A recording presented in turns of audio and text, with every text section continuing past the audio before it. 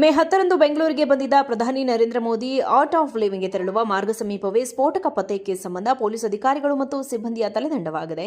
ಬೆಂಗಳೂರು ದಕ್ಷಿಣ ತಾಲೂಕಿನ ವಡೇರಹಳ್ಳಿ ಗೇಟ್ ಬಳಿ ಸ್ಫೋಟಕ ಪತ್ತೆ ಸಂಬಂಧ ಪೊಲೀಸ್ ಅಧಿಕಾರಿಗಳು ಸೇರಿದಂತೆ 6 ಸಿಬ್ಬಂದಿಯನ್ನು ಅಮಾನತು ಮಾಡಿ ಬೆಂಗಳೂರು ದಕ್ಷಿಣ ಎಸ್ಪಿ ಶ್ರೀನಿವಾಸ್ ಗೌಡ ಆದೇಶಿಸಿದ್ದಾರೆ. ಕರ್ತವ್ಯ ಲೋಪ ಹಿನ್ನೆಲೆಯಲ್ಲಿ ಈ ಕ್ರಮ ಕೈಗೊಳ್ಳಲಾಗಿದ್ದು, ಓರ್ವ ಪಿಎಸ್ಐ, ಓರ್ವ ಎಎಸ್ಐ, 4 ಕಾನ್ಸ್ಟೇಬಲ್ಗಳನ್ನು ಸಸ್ಪೆಂಡ್ ಮಾಡಲಾಗಿದೆ. ಇವರೆಲ್ಲರನ್ನ ಮೇ 10ರಂದು ಬಂದೋಬಸ್ತ್ ಕರ್ತವ್ಯಕ್ಕೆ ನಿಯೋಜನೆ ಮಾಡಲಾಗಿತ್ತು. ಸ್ಫೋಟಕ ಪತ್ತೆಯಾದ ಸ್ಥಳದ ಬಳಿಯೇ ಇವರು ಭದ್ರತೆ ನೋಡಿಕೊಳ್ತಾ ಇದ್ರು. ಹೀಗಾಗಿ ಅಲರ್ಟ್ ಇರಲಿಲ್ಲ ಮತ್ತು ಕರ್ತವ್ಯ ಲೋಪ ಎಸಗಿದ್ದಾರೆ ಎಂಬ ಕಾರಣ ನೀಡಿ 6 ಮಂದಿಯನ್ನು ಅಮಾನತು ಮಾಡಲಾಗಿದೆ.